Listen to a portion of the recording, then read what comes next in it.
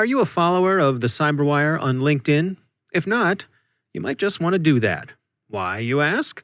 Well, we do a weekly discount code drop for CyberWire Pro. Each week, we will be dropping one discount code on LinkedIn with significant discounts for CyberWire Pro. That discount code can only be used 5 times, so follow @the CyberWire on LinkedIn. Keep your eyes peeled. The code could drop any day of the week, and it's first come, first served.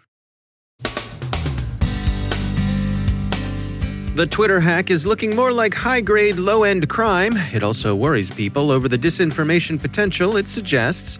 People care, they really do, that someone hacked COVID-19 biomedical research. Australia joins the UK, Canada, and the US in blaming Russia for Cozy Bear's capers. Russia says it didn't do nothing. IBM gained some insight into Tehran's cyber operators. Rob Lee from Dragos with thoughts on the Ripple 20 vulnerabilities on industrial control systems. Our guest is Sal Arajema from University of Tulsa on fake Antifa Twitter accounts. And CISA's serious about getting the feds to apply Tuesday's Windows patch.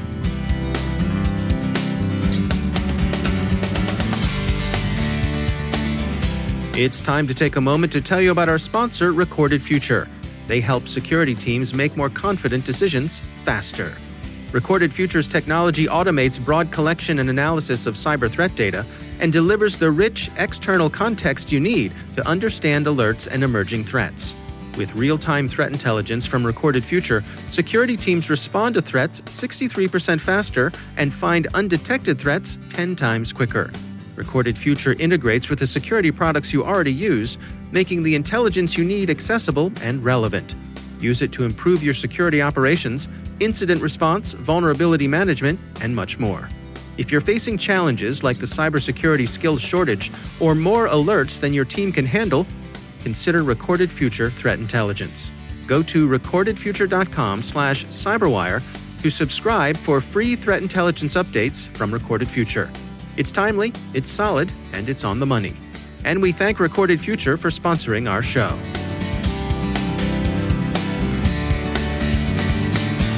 Funding for this CyberWire podcast is made possible in part by McAfee. Many companies are continuing to support a work-from-home model while putting a strain on their IT resources and security.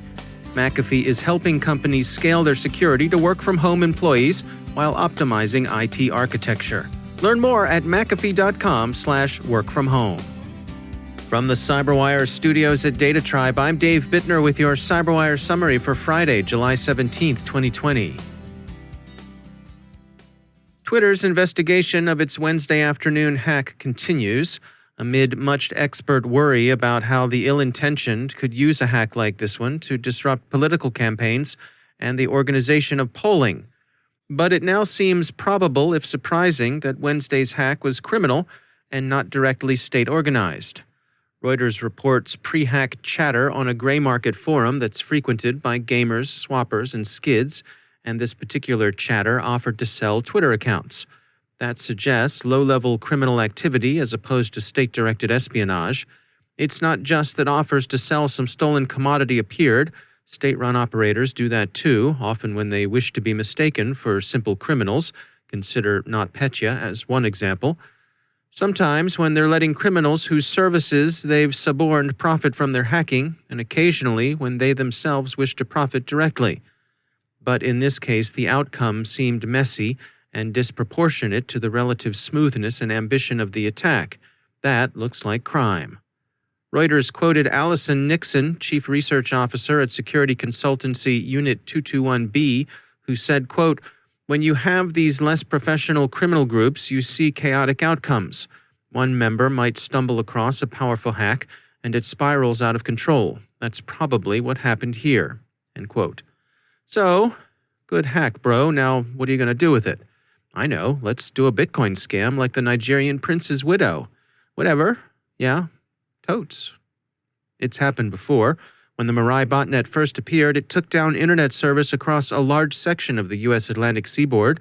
Wasn't, as widely believed at the time, a Russian shot across western bows, but rather the work of a student at Rutgers who was pursuing some vaguely conceived grifting, like getting a competitive advantage in selling Minecraft commodities. Krebs on Security has published some suggestive, albeit preliminary and inconclusive evidence that it was indeed a well-executed but not fully thought-through criminal scam executed by a SIM swapper connected with the Chuckling Squad gang, perhaps by a gentleman who uses the hacker name Plugwalk Joe. He's believed to be an early 20-something British student somewhere in Spain. In any case, investigation continues and the FBI has taken up the case. A great deal of concern has been expressed about the potential of such Twitter hijacking to serve the purposes of disinformation and influence operations. It didn't in this case, but given the extent to which, alas, people get a lot of their news in the form of tweets, the prospects are sobering. They're even more sobering when one considers how Twitter has come to be used for emergency notification. Twitter's own security certainly took a black eye. Perhaps the incident will serve as a learning experience for social media generally. So, Cozy Bear lapped up some COVID-19 research honey. So what, you might ask? So the Russians get a vaccine too. Big deal, right? Well, putting aside the issue that it seems only reasonable that even biomedical researchers shouldn't have their honestly earned bread stolen from their children's mouths, there are also issues of free riding on research costs. And then there are also considerations of privacy. Bloomberg interviewed a Darktrace co-founder who says that Cozy Bear's hack of COVID-19 biomedical research put patient data as well as intellectual property at risk. The research inevitably involves underlying patient data. Darktrace thinks that collecting such data can drive AI modeling that would accelerate vaccine development. A problem they see is the rise of patients losing confidence that their health data would be protected, that this might even discourage people from, for example, going to get tested. Bloomberg doesn't go into this, but unauthorized access also always raises concerns about data corruption, whether deliberate or inadvertent. So the incident is worth taking seriously on a number of levels.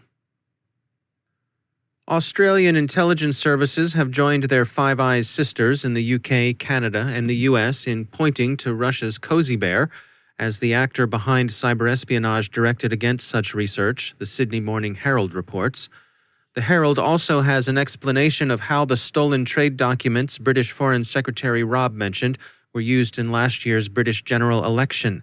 They served to drive the Labour Party's retrospectively absurd contention that the Tories intended effectively to privatize the National Health Service and sell it to the Americans. Russia's embassy in London, responding to unfriendly statements by Foreign Secretary Dominic Raab, said that Russia didn't hack any biomedical research, didn't attempt to influence any democratic elections, and that it reiterated its offer to jointly investigate and adjudicate cyber issues. The statement closed with this, quote, "We have also taken note of the Foreign Secretary's suggestion that the UK government reserves the right to respond with appropriate measures in the future. In this regard, we would like to state once again that any unfriendly actions against Russia will not be left without a proper and adequate response." End quote. These are familiar tropes in Russian cyber diplomacy. We trust the word processors in Kensington Palace Gardens, Wisconsin Avenue, Charlotte Street, Canberra Avenue, and for that matter, Messine Road have them loaded as shortcuts. That saves a lot of time and typing.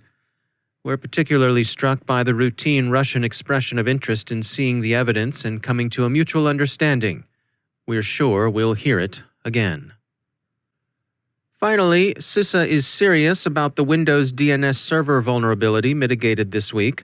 Emergency Directive 2003 tells U.S. federal agencies to apply the patch by 2 p.m. Eastern Time today. And hey, that deadline is now in the rearview mirror. We hope you all got it done. And we might add, what's sauce for the feds is sauce for the geese and ganders on Main Street, too. Please patch.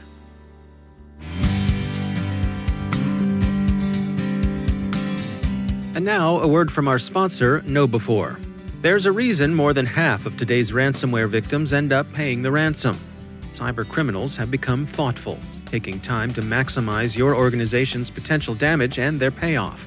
After achieving root access, the bad guys explore your network, reading email, finding data troves, and once they know you, they craft a plan to cause the most panic, pain, and operational disruption.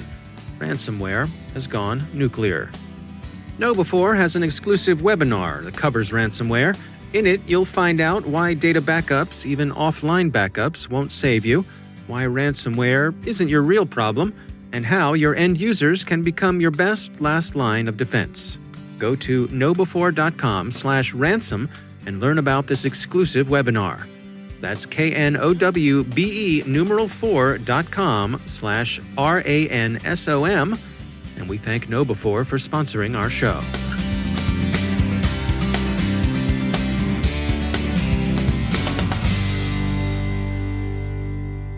The problem of inauthenticity online, especially on social media, is a complex issue for social media providers to tackle.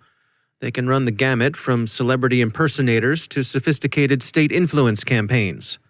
Sal Arajema is Associate Professor of Computer Information Systems at University of Tulsa, and he and his colleagues have been researching inauthenticity online, including fake Antifa Twitter accounts. The core issues around this topic in general, but definitely specifically for the fake Antifa US account, kind of comes down to that, a fake account was used to spread disinformation on Twitter. And while Twitter and other social network platforms have gotten better at automated and manual fake account detection, and they're really good at detecting bots now, it's still kind of a game of whack-a-mole. And the key issue of identifying disinformation and stopping it being spread on and between social networks, today it's an important task, but it's pretty much almost impossible to completely stop in a timely manner, given how we are operating on social media today. Do you think that blocking inauthentic accounts is effective? Oh, it definitely does a job in terms of preventing inauthentic accounts from continuing to spread disinformation and manipulating. The problem is that the rapidity of whether it's automated or even individuals setting up fake accounts makes it so difficult to, once you stop a bad actor from spreading information, the SOP now is basically, well, I've either already got another account set up, or I can quickly and easily set up other accounts to continue my path. And, the echo chamber of the type of people that listen to these messages, whatever the content is, it's easy enough to get back into those groups, even if a fake account or disinformation campaign is stopped. It's easy enough to get back into the flow of information because those communities and groups and the type of message they're looking for, the confirmation bias that goes with the things that they're looking to read about and spread, that doesn't change just because you get rid of a fake account. Social media platforms have definitely gotten better at doing this, especially since the 2016 election interference by Russia, and added in human review to help with that. So they'll use these automated techniques to help elevate potential platform abuse and misuse accounts so that humans can get more involved. But that's a timely process. So even in the case of the fake Antifa US account, that account was reported. We don't have the exact details of how it came to Twitter's attention, but that account was suspended within 24 hours of that tweet, that famous tweet that went out. But it took over 24 hours for Twitter to identify, well, it is a known, racist organization that manually set up this account. And that challenge of attribution in social media is the same problem we have with attribution throughout cybersecurity. If we jump to conclusions on who is doing certain types of activity on social media, we run the chance of being wrong, just like you've heard about the many reports in the past of blaming an actor for, inciting some information leak or an attack on an organization. So do I believe that the social networks are working hard? Absolutely. The challenge we really have is a fundamental issue with social media. Do the platforms themselves suffer from a bit of, I suppose, a perverse incentive of if they're all about engagement and people who are upset tend to be engaged, people who are agitated tend to be engaged, is it best for their own interests to stir the pot a little bit or to allow the pot to be stirred? Well, yeah, you definitely hit the nail on the head there. Engagement, keeping people on the platform is what keeps these platforms in business so that they can advertise and sell product and other services. So they are definitely at odds with the problem. So there needs to be, for the social media perspective, is they need a clear understanding of what is allowable and what isn't. The problem is that changes. That bar keeps changing depending on what's happening. Now, you would think that certain things are pretty clear, like, child sexual exploitation. That one is a clear, easily defined, and the social media platforms are very quick on that, and there's no debate on whether they are for or against that. But then when you get into the political realm in particular, and definitely for more divisive issues, whether it's whether it's race issues in this country or whether it is pro-life movements and things like that, you don't have the same straight cross the line and I can make a decision on this. It becomes much more subjective. And that subjectivity is really the challenge for social media. And how do they keep people there talking about these topics, yet when it goes over the line of decency, how do they stop it? And definitely the misinformation part. That's the disinformation and misinformation spread is the biggest challenge for social media in this context. Fake accounts are bad, yes. What is the real bad part of fake accounts? It's more the unimpeded spread of disinformation and misinformation that really has the societal impact. That's Sal Arajema from University of Tulsa. If you want to hear an extended version of this interview, head on over to thecyberwire.com. You can find it there in the CyberWire Pro section.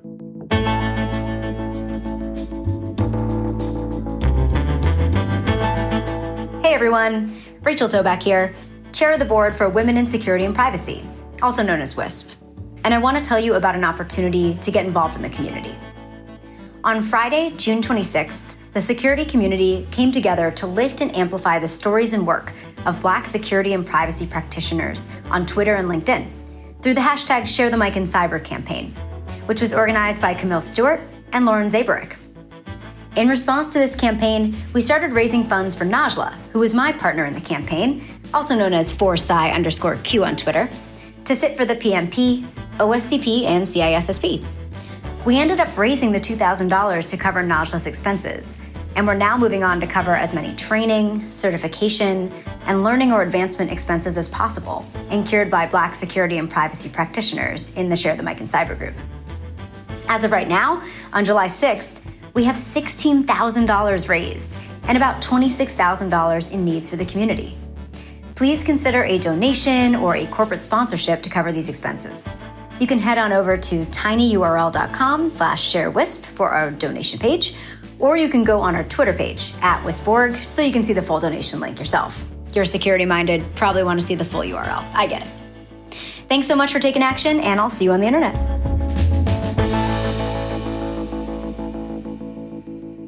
And I'm pleased to be joined once again by Robert M. Lee. He is the CEO at Dragos. Rob, we recently had the story come by about this series of vulnerabilities that are collectively being called Ripple 20. This has some deep implications and affects a lot of things. What's your take on this?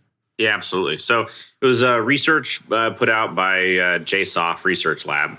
And they published it basically saying, here's these vulnerabilities as they relate to the TCP/IP software library.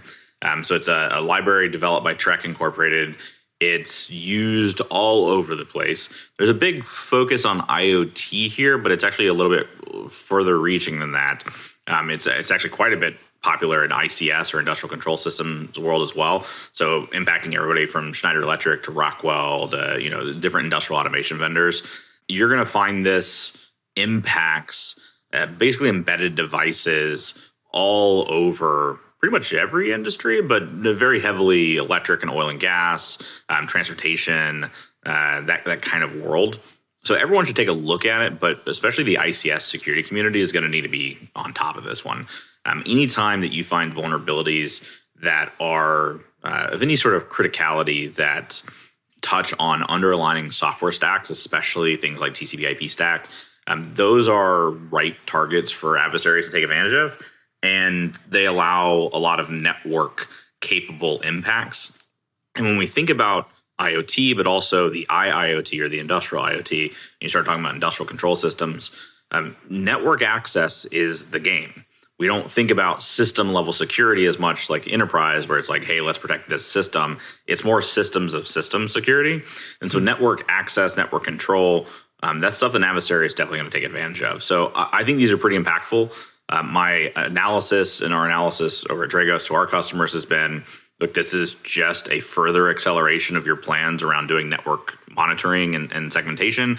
I think segmentation is a good strategy, but it's a one that no matter how much you do, it's kind of not what you think it is, especially with kind of the digital transformation that companies are going through and hyperconnectivity.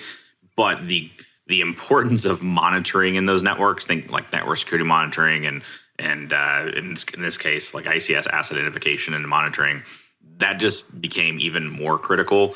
And if I can kind of be the what's coming in the future kind of note, is this doesn't surprise anybody in this community. A lot of these software stacks, a lot of these OEM components are all over the community. It's not well documented of what vendor has what thing. And when these devices get deployed for 15 or 20 years, the research community, as they start poking, are going to find way more things. And the necessity to monitor in those environments to be able to identify exploitation. Forget the patching piece. That's not the issue here. But it's, can you identify adversaries taking advantage of these classes of attacks, these classes of vulnerabilities? That's where we're pushing people, because it's going to be more common, not less common. Yeah, I mean, the reporting is saying that these libraries have been out since the late 90s. And so, I mean, is it right to assume that means that, you know, for many of these things, we're not going to be seeing bug fixes? Yeah, we won't. The big problem, and this goes to actually some of the things that like the I Am the Cavalry people have been advocating over the years, where they're saying, look, there's not a good software bill of materials for a lot of these companies. You know, when you go and talk to the Schneider Electrics and the Rockwells and the Siemenses of the world today, they're putting a lot more focus on tracking their inventory and understanding what's there. They're being pretty proactive, actually. But that's for 10 years from now. The state of the union for the next 10 years is all of this equipment that you bought and purchased from yesterday on back 20 years ago. And that's what we would call brownfield. And you're not making significant dents in the brownfield, and you're definitely not doing it through patching. Some patches are critical. I'm not saying don't patch, but patching as a strategy for a ton of equipment in the environments that we don't even necessarily know what all is on that equipment is not the leading strategy here. And for some of those vendors, they don't know they have that software, so they won't ever issue a patch. And for some of the vendors, they may even be out of business in comparison when you bought it. So patching isn't going to be as effective of a strategy against these types of vulnerabilities in these environments as it would be in enterprise. Again, not saying don't patch, but it's not as effective a strategy, and it has a lot of complications to it anyways, which is why we always push for, hey, at least be able to monitor. If you know you got vulnerable equipment, or you don't even know if that equipment has that software stack, that's fine, but you should be able to detect when somebody is trying to access it or exploit it. That's the leading strategy. Then you build in your protection and response strategies around that. All right. Well, Robert M. Lee, thanks for joining us.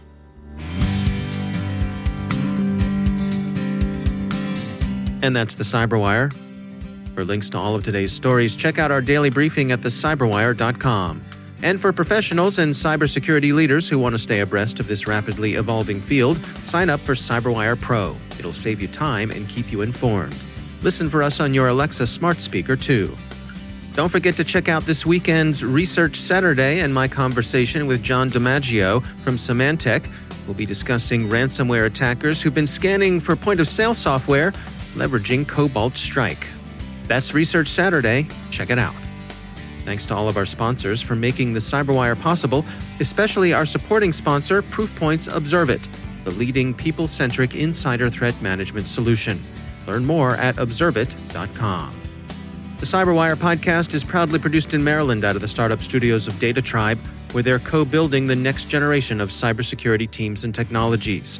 Our amazing CyberWire team is Elliot Peltzman, Peru Prakash, Stefan Vaziri, Kelsey Bond, Tim Nodar, Joe Kerrigan, Carol Terrio, Ben Yellen, Nick Valecki, Gina Johnson, Bennett Moe, Chris Russell, John Petrick, Jennifer Iben, Rick Howard, Peter Kilpie, and I'm Dave Bittner. Thanks for listening. We'll see you back here tomorrow.